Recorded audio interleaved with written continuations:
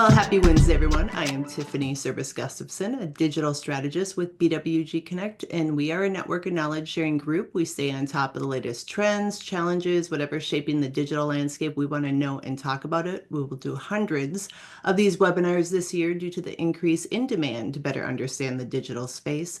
We'll also do at least 100 in-person small format dinners. So if you happen to live in a tier one city in the US, feel free to check out our website, bwgconnect.com, or send us an email. We'd love to send you an invite. These dinners are typically 15 to 20 people having a discussion around a certain digital topic, and we always have a great time. We spend the majority of our time talking to brands. That's how we stay on top of the latest trends. I'd love to have a conversation with you, so feel free to drop me a line at Tiffany, Tiffany, at bwgconnect.com, and we can get some time on the calendar. It's from these conversations we generate the topic ideas we know people want to learn about, and it's also where we gain our resident experts, such as Sitecore, who's with us today. Anybody that we ask to teach the collective community has come highly recommended from multiple brands within the network. So if you're ever in need of any recommendations within the digital space, please don't hesitate to reach out. We have a short list of the best, and we would love to provide that information to you. A few housekeeping items before we get started. We want this to be fun, educational, conversational. Drop the questions, comments into the chat or the Q&A as we move along, and we'll be sure to get to them. And we started here a few minutes after the hour. Rest assured, we're going to wrap up before the end of the hour to give you ample time to get to wherever you need to go next. So with that, without further ado, let's hop into it and start talking about modernizing digital experience for that modern customer. The team at Sitecore are awesome partners and friends of the BWG community. So I will kick it over to you, Rick, to give an introduction on yourself, and then we can dive into the presentation. Thank you all for joining. Thank you, Tiffany, and thank you for having us and inviting us to this webinar. Yeah, I'll just do a quick introduction, keep this brief, but I am the Global Director of Industry in the Travel, Tourism, and Hospitality space for Sitecore. I'm a strategist. I've been a strategist all my life, and I've been in the Sitecore ecosystem for around 13 years. I was a former Sitecore MVP 6 times. Once you start working at Sitecore, you can no longer be an MVP. It's for the outward community. So, and I actually started all the way back many years ago as a Sitecore customer. So I've kind of seen Sitecore from all angles, and I'll touch on, for what Sitecore is for anyone that might not know in a second. But yeah, so I started in traditional marketing from TV ads and radio ads and direct mail all the way into the digital space, and I have been there since. I have been lately focused on the travel, tourism, and hospitality industry. I've had several focused customers in that industry that I've been helping progress and advance their DX strategy.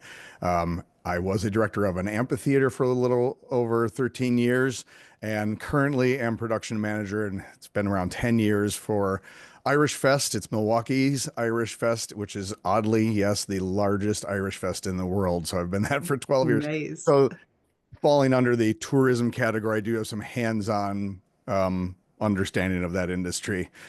Also been a traveler and a working musician for most of my life. You can follow up with me and talk to me on LinkedIn as well. I threw that on there as well if there's questions or follow-ups that you're interested in. Just quickly, Sitecore. I'm not going to go too deep on Sitecore, but we are a global solution for many top digital brands out there, helping them in the space, specifically focused on content and managing content and delivering content and editing and all the fun stuff that any marketer has to do to at an enterprise grade deliver content to their customers and help accelerate that journey for them. Besides the content space, and we are many things, but content being a top focus for us. The next would be creating that customer experience. Think personalization, or really just accelerating that customer journey. So we've helped. You see several customers on here that just in the background that I'm passing through. Including Aston Martin, one of my favorites. In fact, I got to go out to London to meet with Aston Martin. That was a fun one. But we've helped these brands really accelerate their customers' journey, and as a strategist, I'm very hands-on with them and helping them accelerate that process with them. So Very cool. Some of the perks of the job. That's fantastic. Not bad, although I did not get to drive an Aston Martin. Oh, next time. Next time, right? I will say we also pull that the content and experience pieces together with enabling our content or marketers with AI. So our solution is a AI enabled solution across the board, really helping to accelerate that journey for our marketing teams and then therefore their customers. So that's my bit on Sitecore. Mhm. We will certainly, it certainly can be in the background as we're talking through this. But I wanted to talk really about helping you and helping you accelerate that journey for you and your customers and your team. And the first one, I've been in the Sitecore space again for 13 years, and all through this time, I've been talking about personalization. And recently, in the last year and a half, it is the first time the word personalization is not the first one out of my mouth. It's more getting to the acronym of AI. And so the time to modernize and get to personalization was years ago. And I will just show you this in a this comes down to dollars and cents and the market. But a survey done by Accenture, almost, a little over 8,000 companies, over 20 countries and 20 industries. I remember seeing this trend line in 2017 and it pointed to 2021. That's that's where, and it looked like that back there, on the left-hand side. It was trending in that way. This has continued and is continuing into 2025 and 2026. That gap continues to widen, and it is not something that should be ignored because you want to be a leader, not a laggard. If you start lagging, it becomes even harder and harder to catch up. And I go back to my point about personalization and where we were and where we are now talking about AI. I'm still regularly meeting with large organizations. So if you are saying I'm not personalizing, you are not alone. I'm still regularly meeting with large global companies that are still either not personalizing or in early stages of personalizing. And personalization is, such an old, to me, an old term, but that might be my perspective. But it's really, it's really about that customer journey. So if you think about Netflix or Amazon or any of those experiences where you have that highly targeted, highly personalized journey, Apple TV, Spotify, you pick a favorite, but that behavior that you're used to. Now, those brands, have worked hard, or in many cases, they started out in a space that allowed them to accelerate. But it's created that landscape that we as consumers expect. So all other brands need to be along for that ride. So personalization is just a piece of that field. And we talk about it all the time from our organization because like I say, content and experience is what Sitecore is built on. But it is but a piece of this, but it's an important piece, and it really kind of again is translated into and all about accelerating your customer's journey, and therefore, you know, creating that loyalty, creating repeat business, closing a sale faster, closing out on some of those KPIs quicker. All of that comes from being relevant and creating that Spotify or Amazon or you name it experience that we're all used to. But again, that's but one piece. We'll spend And a I love that you brought it up that personalization, feels like the old terminology because for years now we've been hearing that on the front lines here with our community is everybody's, wanting to personalize and personalization is like core of what they're working on. How do they get there? You validating too that it doesn't matter how big the brand is. A lot of big brands are still trying to figure it out. So I think that was always like an aha moment for smaller brands to be like, you're not necessarily behind, but now with AI, it's like the opportunity to accelerate the personalization process. And that's the big opportunity. So I think that's like now, like, okay, there's a pivot happening and it's super exciting. But where do we go from here? So I love this slide. I think this dissects everything so well. Yeah. And we can spend some time here for sure and have a conversation about this. But this is, again, it starts with personalization, but it Hmm. is but a piece. And you're absolutely right, Tiffany, on the using AI to accelerate this because budgets are tight, teams are smaller, always smaller than we want them to be. And so how do we as an organization and how do you as organizations utilize AI to make that process easier? How do you accelerate across the board Mhm. on that? And it's anything from being able to generate content to handling workflow better to AI telling us some metrics we need to watch and elements around that. But there's many elements that can help accelerate that, and we can that's how brands are going to succeed going forward and how we can accelerate that. And friendly reminder, questions, comments as we move along through all this, just put them into the chat or the Q&A. Yes, please give me questions. I love questions. So yeah, so let's just pick across some of these and Tiffany, if there's any ones that you also want to draw out on, please don't hesitate. So I think personalization, we're all familiar with. It's really meeting the customer where they are in that moment with the content that they're expecting.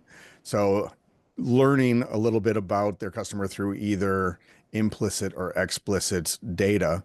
So whether it's behavior on their site or behavior on where they came from, campaign link that they came from, there are geo-targeting, device ID, all of these things can be used to start to drive personalization, and they can really start to change what the content is when they're in that moment, and regardless of channel. It should be something that is channel agnostic and channel persistent too. Like don't one of the things that and we'll see this in right below it is omni-channel consistency. Don't Nothing more frustrating. And I'll pick on one that drives me crazy, and that is um, putting something into a cart on a mobile device and then going to a laptop, and it's not in the cart anymore. Mm, And I understand that sometimes things could time out, but when it's immediate, that's a disconnect. So it's those pieces. And I know that that's reaching outside of personalization more into e-commerce a little, but again, in the world of omni-channel consistency, that one personally stands out to me. Um, so, but all of these personalization can drive across all of this, but it's really kind of getting into the weeds of each of these. So How do you strike a balance as a brand to get personalization for your customer without being creepy yes. and like, thinking of their privacy concerns? Right. Yeah. So we want to be relevant, not intimate with our customers is kind of the way I'd like to say it. And we do a lot in the healthcare space. That's certainly, there are laws around that. And we want to make sure to not step over the line on that. So every industry is a little different. Certainly, um, you certainly start with the laws and guidelines that you have to stick to, but then also just lean on the side of caution. You could just being relevant without necessarily going into some of that deeper data is the starting place. Then it would be picking those data points that are safe spaces for your customers. Again, this changes per industry, but I'll pick on what I know best, and that is the travel and hospitality. I on when I'm in my app, if I'm in a airline app, you can certainly know way more about me than when I'm shopping on a tourism site. It's something where I expect you to know my rewards points. I expect you that you can apply this to hotel or many other things, but I expect you to know my account if I'm logged in. Hmm. And so that, to another point, that's that logged in and logged out state. So really being I love how this kind of just is journeying right down the slide, but transparent and driving trust is key. Like certainly offer the cookie policy and opting out and being able to understand what sort of data is being tracked. That kind of transparency will drive trust and create trust for your customer. And then it becomes a choice for your customers, the users of your product and the apps, where they can choose to have a less personalized experience, but that's their choice, right? Hmm. So I do this as well. There will be sometimes where I'm like, no, I don't really feel like giving you all my data. I understand it's not going to be highly personalized, but that's fine for me in this situation. I have completely other experiences for myself. Um, and I, as a marketer, don't always like to just point at myself, but in this case, I'll just use it as a point of reference where I do, really like to, like to dig in and have that full personalization experience be remembered. So when I come back, I don't have to start all over. Hmm. So Convenience factor. convenience factor. Yeah. So it's empowering the consumer to make that decision. Back to your original Hmm. question, so if I'm allowed to decide whether how much I'm going to be personalized, that's a starting place. Yep. Yeah, but certainly Makes sense. don't share private information. And then I think society as a whole has a pretty good creepy factor, you know, uh, filter. So just as a team, when your marketing team is deciding what to drive, um, personalizing, what you're personalizing as far as content goes or that journey, ha go through the process methodically and thoughtfully. Hmm. Where this is where user journeys and then what does that data model around it look like? That's why these are so important. Which customer empowerment is right there, right? So it's Yes. like empowering the customer to make that decision.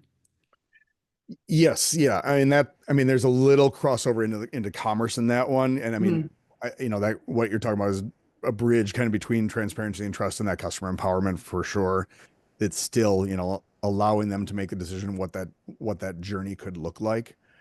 But, empowerment is also that goes back more to my cart aspect. Hmm. Please give me the control to decide when I take something out of my cart. Don't remove it for me, at least within a given time frame. I get that you have to control inventory, and this is again more of it'll be less applicable to content only sites, um, but certainly when you're talking about orders and things like that, let the customer be in control of that because it drives frustration otherwise. Absolutely. And that also can help with cross sell, upsell. Like give the customer, you'll see it on shopping sites where it's like you're interested in this, others bought this, or I love sites, especially if you're buying something that's a larger ticket item and there's multiple versions of it. I like when there's a compare section right at the bottom. It's giving me that control to just say, hey, I know I'm interested in this product, but here's some other ones that you might want to compare right in line. And that really allows me to be intelligent about that next step. Hmm. Um, there are some customer service elements in here, and I think that is important depending on what industry you're in. But certainly, I'll point at feedback loop and problem resolution. These are areas when you start thinking about connected data and call centers. So certainly, feedback loop is more, yeah, allowing your customer to provide some sort of instant feedback, driving net promoter scores, understanding how your content is hitting them or how your company's doing for them. Just, give them those opportunities. I love micro forms. I love little, engagements like that when you're on a site. How are we doing? And having those in line, they can either be pop-ups or built in line with the content as part of a variable component that can change. So if they've answered it already, hide that component. It collapses regular contents there. But if they haven't, it can appear on occasion. But get that feedback from your customers. And in small doses, it usually is accepted a lot quicker. If you're asking somebody to fill out, I mean, we've all been there after a call. Can you fill out this 5-page form? You're going to probably drop off after the first few seconds. So deliver it in doses. I think you're going to do, you're going to get better response around that. Problem resolution goes a little deeper. This is usually when, something's wrong. They need to contact you.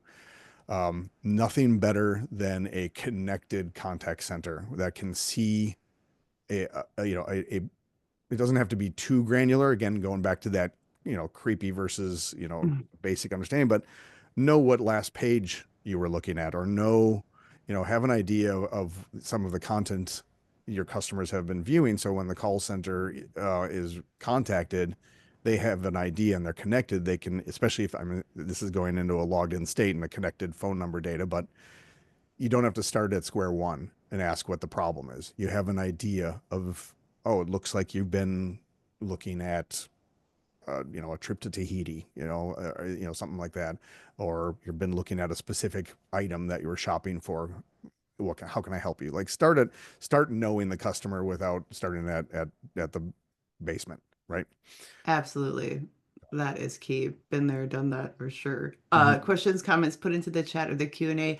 Also, employee experience. I think that one, having the right teams, the stakeholders that are involved in the process, aware of, what you're doing, what you're changing, what you're testing, Yeah. and getting them engaged too is so vital.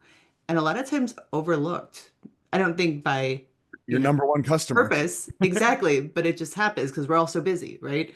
Yeah. Um, so definitely don't forget the employee side of it. Yeah, and we as a company, even in the travel and hospitality industry, we run intranets. So, making your workday better. So when you go into the office and you fire up the intranet, it's personalized for you. It's not showing you content you've already. Let's say you have to do some sort of compliance. You have to do some Mhm. that the annual compliance training. If you've completed it, please don't keep showing me that I need to complete that. So. Um, Create if there's instruction documents, make it relevant to my role. So if it's something that I have to do ongoing regular training, for example, um, or just even social pieces and elements, like if there's calendar items, and just creating that experience where you're tying your employees together closer and being more relevant, and also from a productivity standpoint, moving you on to your day quicker. So Mhm. um, Exactly. it like I said, this is your employees are your first line, and I want to say number one customer, certainly number one advocates in a world where I believe everyone is in sales. This is, I've heard this a lot and I agree with it. If you're working for a company, you are part of sales because you represent that organization and the brand. So, yeah, it can certainly help with that as well.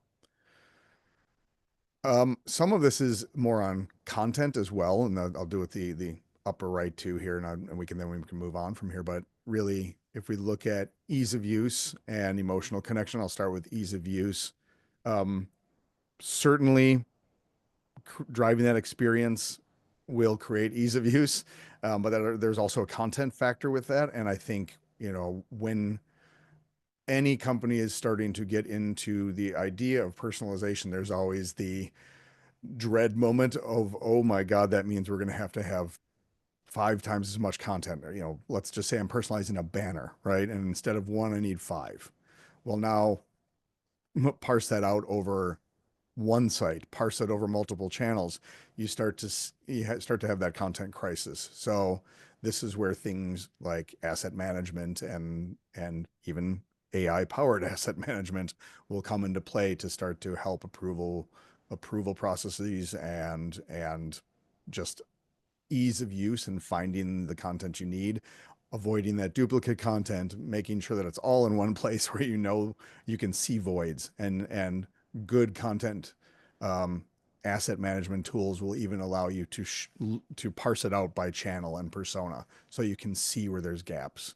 And so by delivering content fast, it allows you to do more personalization. It makes that customer journey easier. It makes your sites easier. It makes your apps easier. And then within that ease of use, now we can get even more mature and make sure that that content is really connecting. This is a highly important one for the industry that I focus on. If we're looking for a trip, if you're going to I don't know, if you're going to Tahiti, or I said that before, but if you're going to Hawaii, like give me those island photos. If you're more adventurous, give me those mountain photos or those hiking photos. I want those, beautiful vistas, and I want to be inspired. So tying to that emotional element, and having the right imagery that is meaningful to your customer is going to matter. So again, I just listed islands and hiking. Those are different customers. One will be meaningful and connect emotionally, one may not. So that's just, that's really how you can again drive to that conversion. We have a question comment here Love it. in the Q&A from Josh. Feedback and problem resolution in travel hotel via tech, like chatbots, Yeah, present a challenge of either a staff actually responding to guests or the AI bot not being reliable. yeah, Mm. yeah. There, I mean, there's certainly the budget and staffing considerations around Hmm. customer service. That's something that AI is trying to solve for, and is as a user of it, I'll say it's not quite there. It's improved quite a bit, and I'm sure it's going to continue to get better. You know, if AI can resolve 80% of, basic customer problems, that's certainly going to help free up the human agents to handle some of the more complex pieces. But this is just it's really more of a governance and organizational, staffing staffing discussion. But there is the tech front to that. And just from an AI comment, I think we all feel this. I mean, remember a year ago, or think about AI a year ago or 2 years ago, and where we are already. The rate of change with AI and the improvements on AI is certainly exponential. So I think we're going to continue to see that improve. But Hmm. it's it that's predicting the future. I'm not necessarily good at that, but it's something where I think that there will be continued improvements on that. Hmm. So Valid comment. Awesome. Thanks, Josh. yeah, thank you, Josh. Well, let's just looking ahead here a little bit. Again, coming from the travel and hospitality industry, I thought it would be. I'm going to show a view of this journey for a customer. Every industry has some form of this, some form of customer journey, be it, really consideration, research, purchase, post purchase, etc. There's a version of this. This is for travel, tourism, hospitality. You start in a dream state. That's where that emotional connection really matters. You start planning, you start going to different sites, and then ultimately you get to the point where you're booking. After booking, there is that pre-trip phase where you are um, making sure all your paperwork's in order, adding different elements to it. Like if there's a sightseeing that you want to do, or it's really a add-on, cross-sell, upsell opportunity in this industry. And then that continues on trip. On trip, you can still continue to improve and certainly personalize. We've all probably seen, like, checking into hotels now where the TV screen has your name on it. It's telling you some things that might be relative to you. Watch that space. I think it's going to get more and more personalized and connected to your app. But you can really cross sell, upsell in that moment, even especially when you're talking about like all inclusives or resorts that are connected to activities. And then there's that post trip where you can take all that data and start to serve up what could come next. Certainly survey your customer, make sure they did well. But what's fun for me on this is a simple view of a journey. And again, all of us have this simple view, and all of us have this view of the reality. So you as a customer, in any sort of in any setting, any vertical, you could replace every little block of text here with something different. And I'm sure there are any number of you on a call that have created customer journeys, and they look like an eye chart at the end. And but this is more of what I think the reality is. Everything from talking to your friends at dinner to researching, across different tools, whether it's online travel agencies or airlines, hotels, et cetera. Making the decision, what are you doing? Are you the kind of person that absolutely has a destination in mind, or are you going to let price decide the destination? There's different shopping approaches before you even get going. But then once you start booking, then you have to start thinking about things like, what are you packing? Can I upgrade my room? Do I need transfers? Do I need insurance?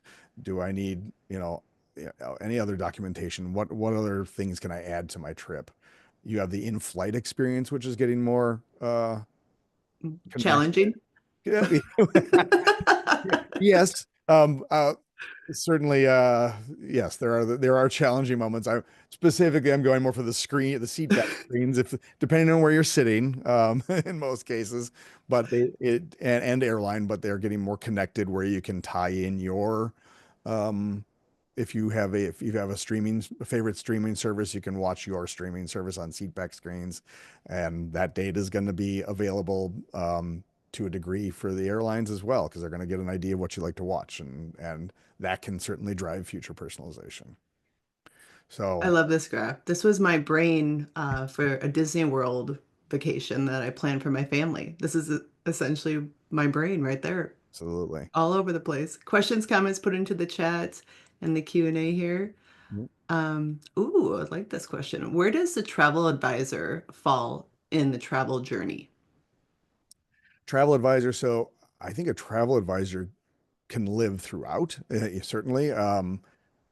They can I wouldn't put them in the dream stage unless depends on how tied in you are with your advisor. But once you know they're once you get into planning stage, if that's the approach you want to take, I think there's more than two different personalities, but I'll hone in on two. There's the I want to book it myself. That's me. I want to do it. I want complete control. I travel all the time and I just want to be able to pick and choose and make my own trip.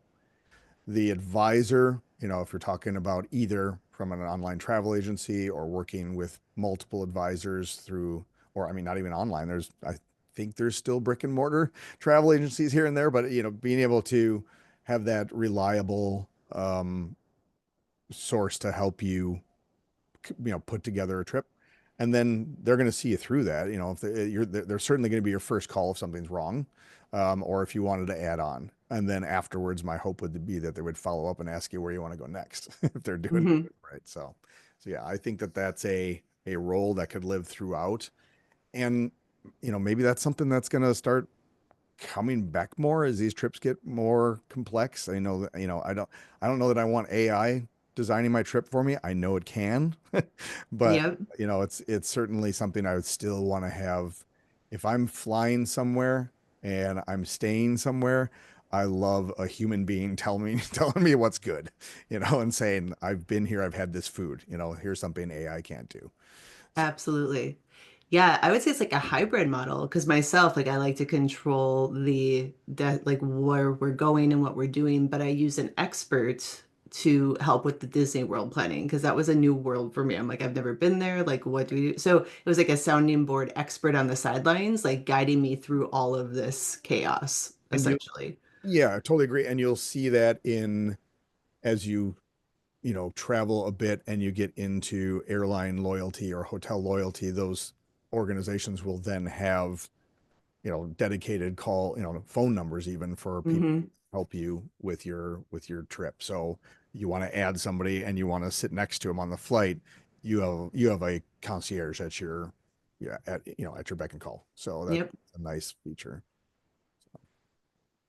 Good questions coming in. Keep them coming. Nice. So so again, I'm going to come back to just how do we do this? How do we cover this? Just to bring this full circle, and then just, yeah, please keep the questions coming in. But again, just a couple elements, and this is from the perspective of where I'm at with content and personalization, but just to have a couple proof points. I definitely, content is king, relevance is queen. That is the royal couple matters, and it's, if you want to continue to mature, these are the table stakes. These are beyond table stakes.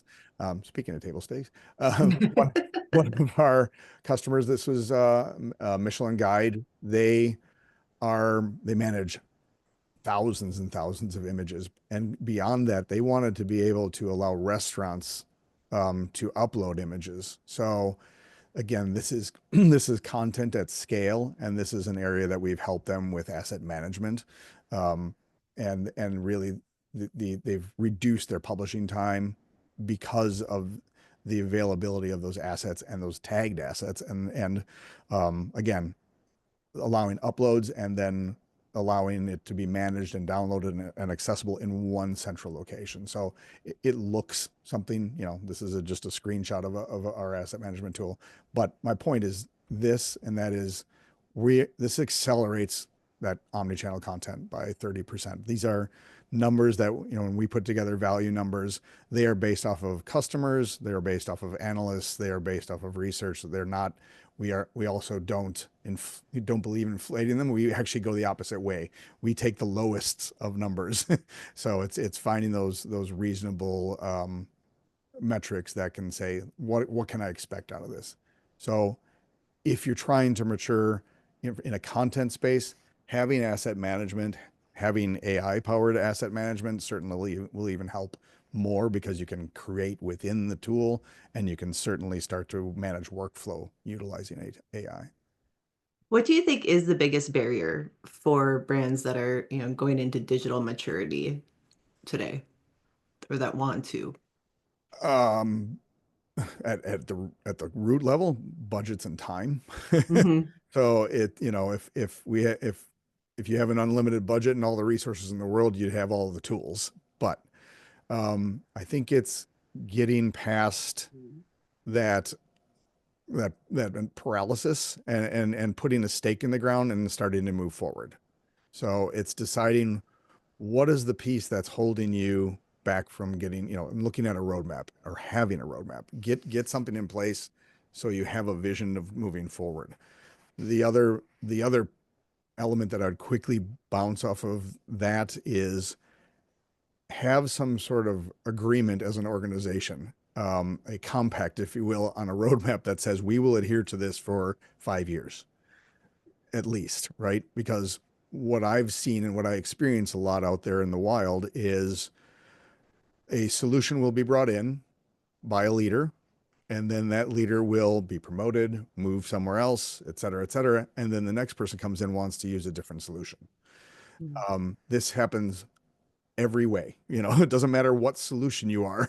This comes and goes, and it destroys the momentum of a customer that's trying to get to that personalization. So it's that organizational piece is like the first and foremost, get that agreement and get that, I'm calling it a compact in place that says we Hmm. adhere to this no matter who's no matter who's making these decisions. So if someone new is coming in, you got to say, look, just so you know, we are sticking in this lane.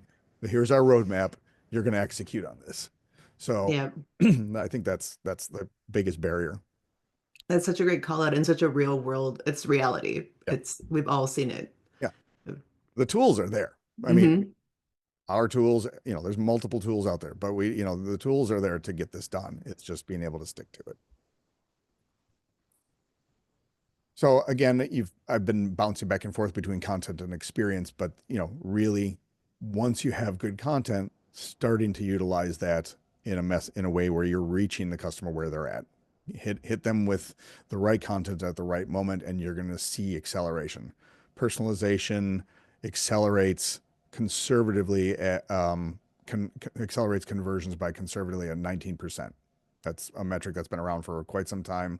I've seen it moving up, ticking up. I've seen 21, 22%, but again, I like to keep it conservative. If you're thinking about your KPIs, you're thinking about what those conversions mean in dollars, you can just take a nice round 20% and ask if that's meaningful to what you're trying to accomplish, to get to personalization, and apply that to the systems and the team you need to be able to do that. Um, this is Gold Coast. They are destination Gold Coast in Australia. The Olympics are coming, and they're trying to be competitive, and so they have instituted composable elements of content marketing and DX, from um, content management, connected data through CDP, personalization engines, and that asset management tool, in this case, Sitecore's products. But this is already driving higher conversions and preparing them to be competitive for those 2032 Summer Olympics.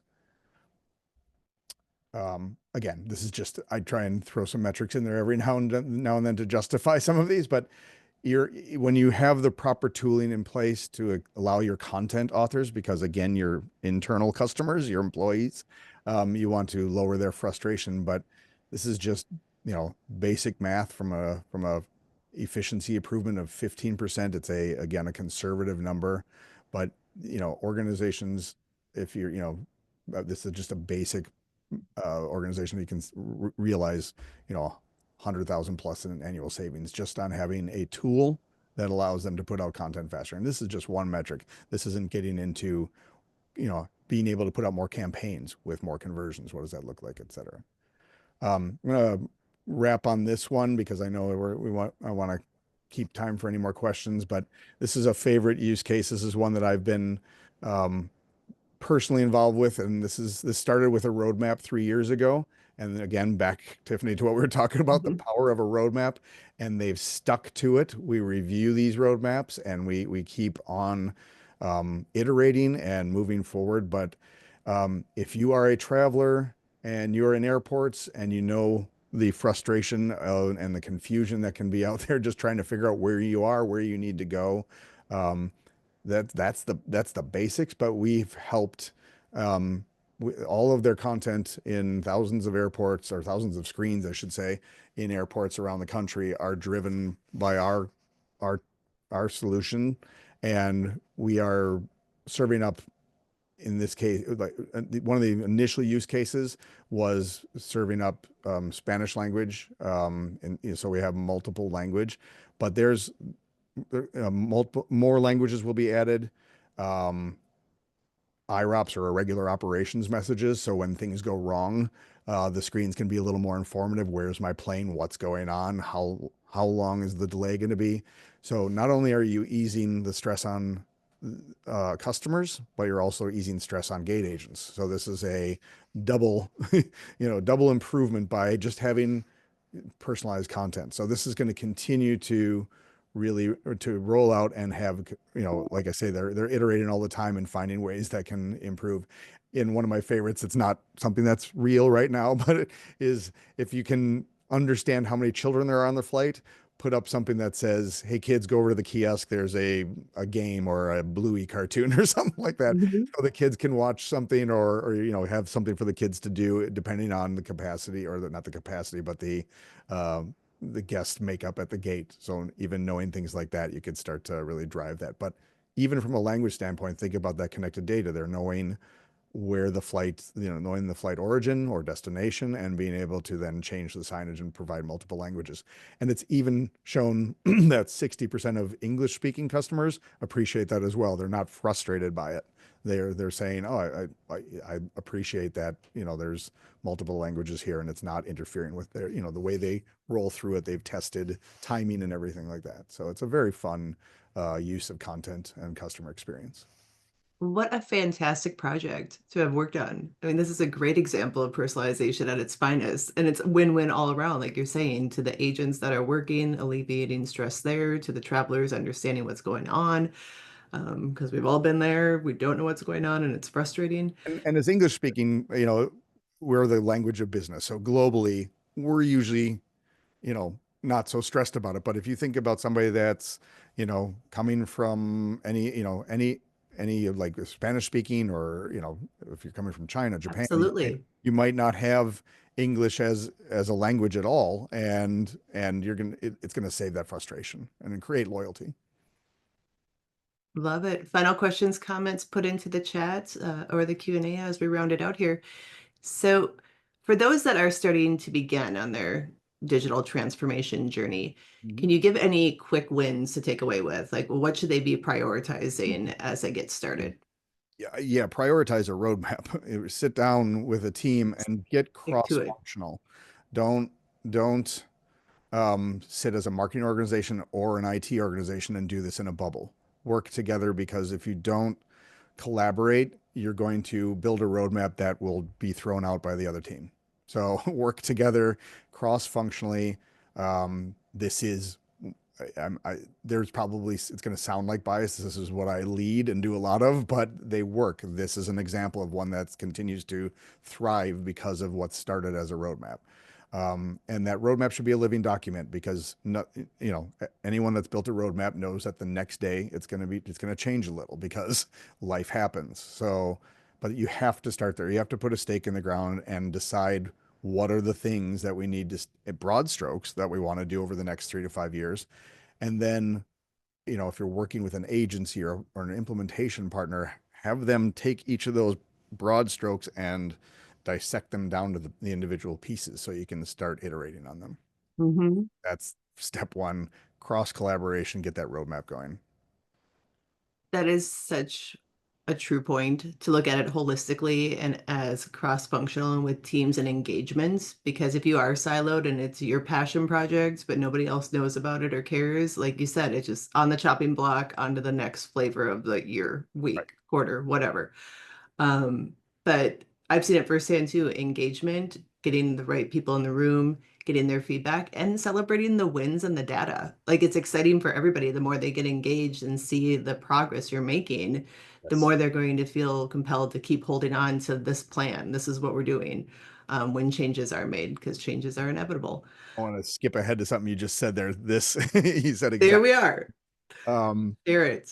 we've encouraged this. We've had great success with this. If you are in a physical office building and you have elevators, and a lot of large businesses do, if you're testing, if you're on a secure floor and you can put like some content you're going to A/B test or personalize, print out the versions of what you're going to do and have employees vote on which one they think is going to be the test winner or get the most conversions, and then report back, because this creates engagement, and you can then also promote the success you had from it.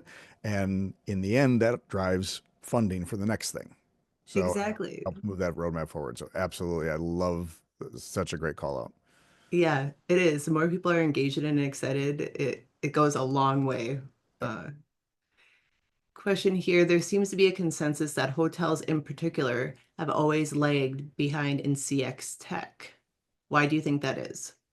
I think that is largely because of the business models of a lot of hotels. A lot of them are, the ownerships are, parsed out into, there will be franchisee. I don't know if that's the right term, but basically, Hmm. there's different owner groups for, there will be like the large, like I'll just pick Hilton or Marriott as two main ones, but then there will be all the different owners of the different regions or specific hotels, single hotel owner. I think much like what we were talking about before, it's at an organizational level as the problem, and then there will be different systems of choice. People will want to be using completely different, not only different systems, but those different systems could run on different programming languages, which then, you're going to have IT battles over that. So it's usually uh, something that, again, why I say bring cross collaborative teams together. Someone that's leading at the top has to basically say this is what's happening, and you're all, by 2030, we all have to be on board with this. That might be too far out, that might be way too soon for some, but like it's organizational. Hmm.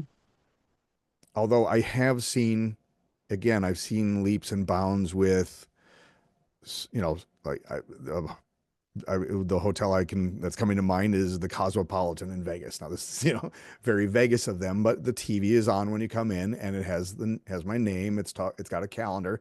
It's telling me what to do, and then I'm getting text messages that correspond, and it's tied to, basically it's been given a name, like it's a virtual assistant with a name, and it's just, makes that experience really well connected. And that even starts with a little video screen placemat when upon check-in. So there is some improvement going on, and there is great data there, right? I mean, hotels have a lot of data. So it's just needing to get out of their own way as far as the governance and organizational structures. Hmm. Excellent point. They do have a lot of data. They know exactly. I think going to Walt Disney World reference again, Right. like talk about an ecosystem that has a lot of data and is mapping out everything you're doing. They talk about wow, a data pool. Yep. But like you're saying, different owners, different um, groups within those like franchises, or that's the friction. Right. Then that's something that they have to get over. So again, great call out. Final thoughts before we close, Rick? We've actually said a lot of them, I but know we've covered a lot of ground. um, yeah, my final thoughts are, again, just it's the stake in the ground comment that I said before. If you're wondering why you're not getting going, you have to put that stake in the ground and saying, here's where we're starting. Understand your now, next, and future. Like, what are those quick wins that we could do right now to get going?